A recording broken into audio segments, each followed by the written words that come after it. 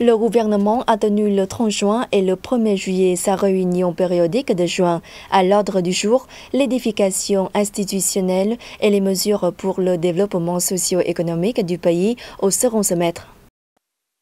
Le Premier ministre Nguyen Xuan Phuc a grandement apprécié les efforts des ministères et secteurs dans l'édification institutionnelle, notamment dans la promulgation d'arrêtés guidant l'application des lois sur l'investissement amendées et sur les entreprises également amendées.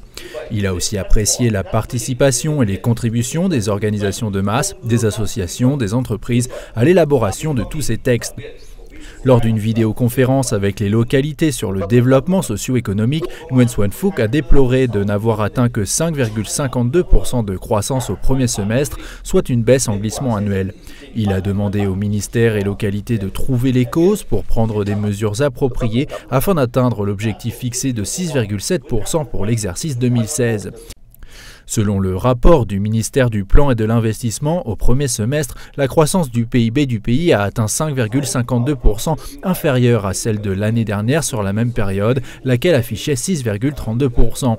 Pour parvenir à la croissance économique fixée pour cette année de 6,7%, le PIB du second semestre devra atteindre 7,6%. C'est une croissance assez élevée.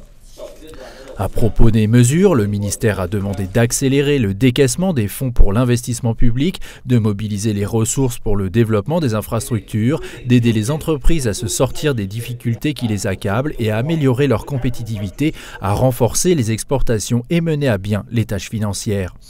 Lors d'un point presse, le gouvernement a annoncé que la SARL de sidérurgie Huniab Formosa Hatting reconnaissait sa responsabilité quant à la mort massive de poissons dans 4 provinces côtières du centre.